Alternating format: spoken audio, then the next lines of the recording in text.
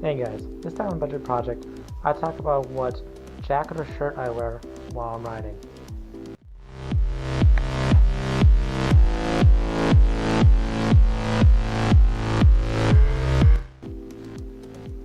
Now, a common type of top that I see people wearing right around here in Springfield, Massachusetts is either a t-shirt or a sweatshirt.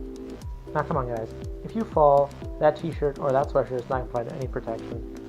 Now, sometimes I'll wear my sweatshirt, but only and only over whatever protective gear I'm wearing. Usually this thinner body arm, back protector and arm protector and chest protector that I bought off Amazon for about $40. Now this is not a bad piece of top protector. I like it, but the only thing is I don't like the way it looks. It's this weird thin meshing material, and if you're wearing it over your bare skin, it looks very fetish weary, honestly. However, I feel very safe in it. It has shoulder pads, arm pads, chest pads, and a really, really long back protector. That's my favorite part of it. Honestly, the worst thing I can imagine is falling and getting my spinal injury and being disabled or dying. Now, so this is pretty nice armor. It is modular. See the zippers here. You can take off the back protector if you don't want it. I don't see why you would. Maybe for wearing a backpack or something.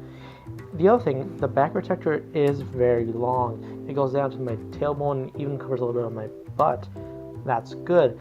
The back protector in the jacket that I usually wear is probably half the size of that to protect my spine, but not my tailbone and not my butt. So that's why I like this one. The only thing is, it's not warm at all. But that's what I wear it for. I wear it if it's like a 90-degree day and I'm riding around. I'm not going anywhere specific, just going for a nice ride.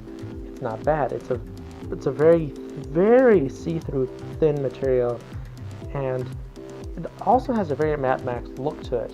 It kind of works with my bike. My bike is this weird 1980s Street Fighter build, so it looks very Mad Maxy, black on black.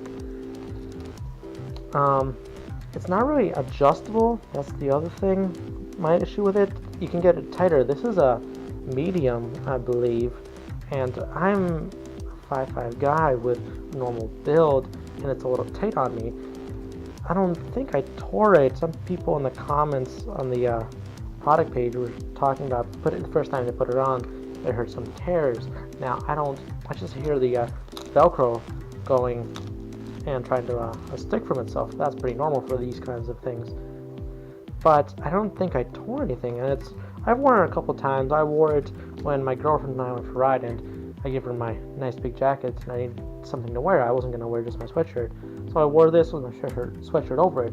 It was a pretty chilly morning. But that's the other thing. I would not wear this if you're going to ride at night, unless you live in California or Florida, where it's really warm. I mean, it probably has the same amount of heat insulation as a t-shirt. But that's why I like it. It's just for really warm weather riding. It's not the most comfortable. It's very bulky on the arms and the shoulders, but I don't have any problems with it. Once you're on the bike, you don't even notice it.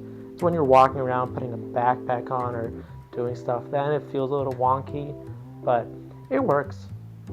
And the final piece is this big warm jacket that I got. This was about $65. I really like this one, mainly because it has a bunch of pockets, chest pockets, which are very nice. I don't like having stuff in my pants pockets while I'm riding because it hits the tank, or just the way I sit on my bike, since it's a super sport, my knees are really high. It's just not comfortable to have like a phone or a wallet in my pocket because it's just pushing against my body, and it's just not the best experience in the world, especially for longer rides. Now this is a small. I usually wear medium sweatshirts. I actually got this in a medium, and it was just unbelievably large. So I say go for a small. I wear this over t-shirts or long sleeves all the time, and I have no problems. I've worn this over. I have this sweatshirt-like jacket fleece for work, and I've worn this over that, and I don't feel constricted or tight, you know, so it's a pretty comfortable over jacket type jacket. The inside is removable. That's actually something I really like, especially if I'm going to work at 8 a.m. and coming back at 4 or 5. Well, this is perfect, you know. I'll keep the inner liner in while I'm leaving for work in the morning, but once I'm coming back and it's warmed up 20 or something degrees, then I just take it out and I just wear the outer shell. The outer shell is also pretty see-through, so it's pretty good when the wind, once you're moving, you feel pretty chilly, actually.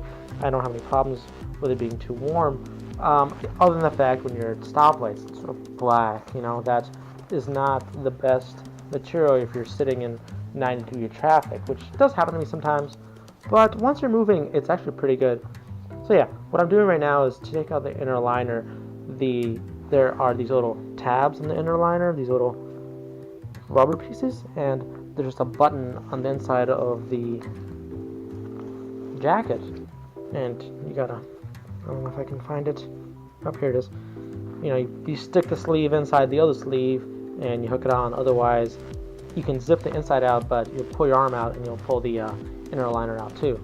That's just not fun. So the inner liner is very good. I think it's supposed to be weather resistant, probably weatherproof.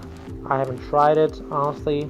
The one time I rode in slight rain, I didn't have the inner liner on, but that was fine. It's very warm, it's very thin. I like the inner liner because it doesn't have any pockets or anything crazy, so I can just roll it up and throw it in my backpack and just ride and not even think about it. Honestly, some bikes you could probably throw in your tail, but my bike doesn't have that. And this is the outer shell. This is my most used jacket. I like it because it just looks good. It's safe. These silvery strips are reflective. I wish it had more reflective stuff on the back. See, this is the back protector I was talking about. It's long, but it doesn't go down all the way, so my tailbone will be right here and my butt will be right here. Like most riding gear, it's longer than normal jackets, so you don't really, so it looks a little goofy when you're just standing, but once you sit in that position, the super sport position especially, everything pulls, your body stretches out a little bit, and it covers you up really well. That's why I don't like normal leather jackets, because once you sit, a bit of your back becomes exposed, and then once you fall, that's not good. This is longer than a normal jacket, and once you're wearing it, once you're sitting and you fall, I feel pretty comfortable, and I think it would save me. It has shoulder pads, arms, and back. It does not have any chest pads. That's the other thing not a huge fan about this jacket. But when you fall on a bike, you generally don't fall on your chest. You're usually on your back. You tuck, you grab your chest. That's your natural reaction. And so you're falling, and your chest is usually protected. This one clearly has a chest protector. This one doesn't. The stuff on the inside is not removable, actually, and I'm okay with it. Oh, I didn't know. This does have a zipper attachment. I can attach it to my riding pants, which is really cool. I didn't know that. Huh. It has a lot of pockets. Huge fan of that, Has a phone pocket right here. My phone doesn't fit because I have a giant case on it. Another inside pocket here. I like to keep everything above my pants. Just it's more comfortable that way for me. But yeah, it's my jacket, $65. I feel good in it. Well, if you guys like these videos, if you like this jacket, I'm going to have a link in the description. But if you like my videos, please subscribe, comment, or share. Tell me what kind of gear you wear. Please, for the love of God, do not wear just a t-shirt and shorts while you're riding with sneakers or flip-flops. I can't even imagine what would happen if you fall. I wear all my gear most of the time I ride, unless I'm just going to CVS down the street, and I still worry about falling. I probably would be safe wearing all my gear. I might fracture a couple ribs or something. Probably won't die, but I still worry. I still wear all my gear. I don't want to end up in the ER just because some guy hit me at 20 miles per hour and now I need a skin transplant for my entire front or back. This stuff, it'll save your back, it'll save your skin, it'll save your bones. This is a This is good gear. It's very cheap. It's not name brand, but you know what? Most of the stuff I have on my bike, in my experiences, most of my gear, most of the stuff I own isn't name brand. Name brand is great, but you know what? When you're a new rider, my bike was $800. All my gear is about $200 total. My helmet is $50. Not everyone can afford a $200 jacket or a $200 pants or a $500 helmet. And that kind of stuff that really keeps new riders out of the sport. And that's just, I don't like it. I'm 22. I'm a student.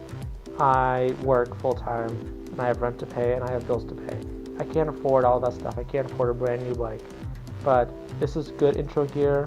In the future, obviously, I'll upgrade to something better, something with more features, something more modular.